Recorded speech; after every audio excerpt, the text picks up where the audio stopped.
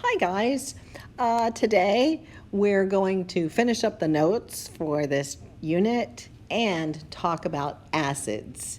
And acids have their own special naming kind of thing, which it's really kind of fun because I make up a little jingle about it.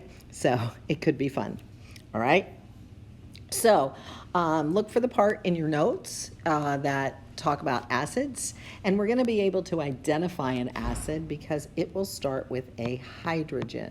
Because an acid is a compound that produces hydrogen ions that in aqueous solution. So any formula that you see that starts with an H is going to be an acid. First, we'll look at binary acids. So, binary acids contain a hydrogen ion and one other element, okay? An element from the periodic table.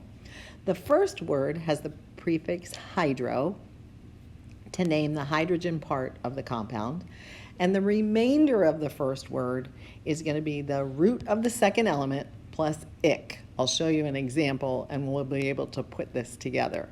The second word's always acid. For example, you may already know the name of this acid. It is hydrochloric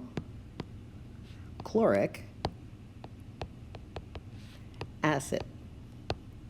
Notice hydro. Hydro tells you it's hydrogen and one other element. Well, what other element is it? The other element is chlorine. So hydrochloric acid. Whenever you see a hydro acid, it's going to be hydrogen and one other element for a hydro acid. Ternary acids are a fancy term for something that contains a hydrogen ion and a polyatomic ion. So if you see an acid name that does not have hydro in front of it, it's going to have a polyatomic ion. An oxyacid is going to be an acid that contains hydrogen and an oxyanion.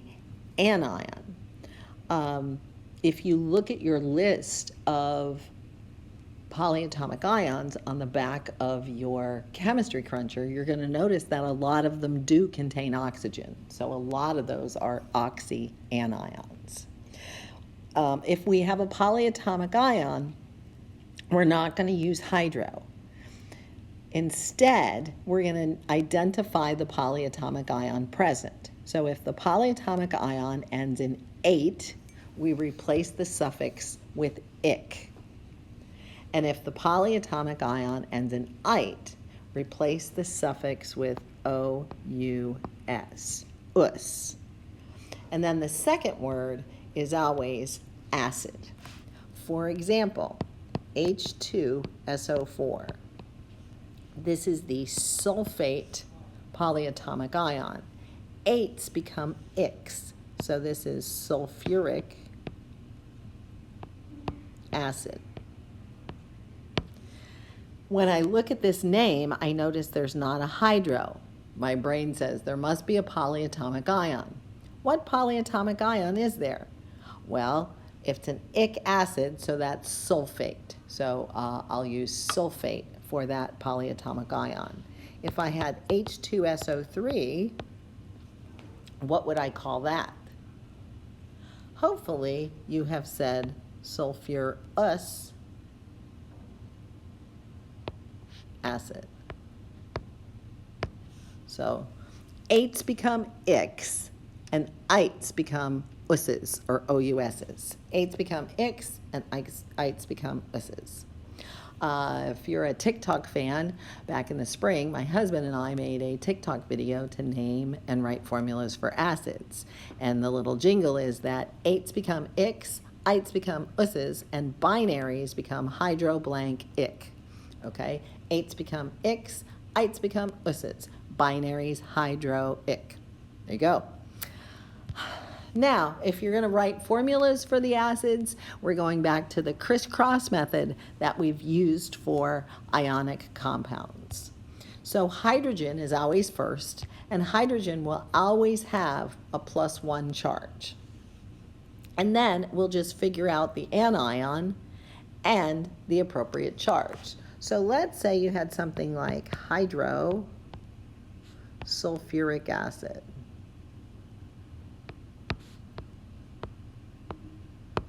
The hydro tells me that I have hydrogen and some other element. So what is my other element? My other element is sulfur. So sulfur, you'll remember, has a 2- charge.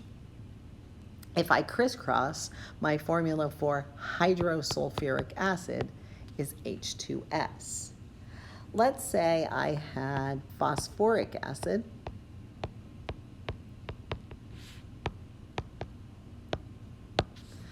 I don't have a hydro, so this tells me I have a polyatomic ion. Well, I have an ick, and 8s become X, and so this must be a phosphate polyatomic ion. So I have hydrogen, and I have a phosphate polyatomic ion. And if you look at your chemistry cruncher, you'll see that phosphate has a 3- charge.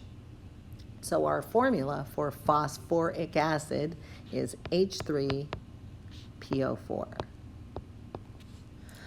And that's it for naming acids and writing formulas for acids. And so your homework is page 20 in your homework packet. And once you complete that, take a photo of it and email it to me. As always, if you have any questions, don't hesitate to message me. And have a great weekend, guys. Thanks.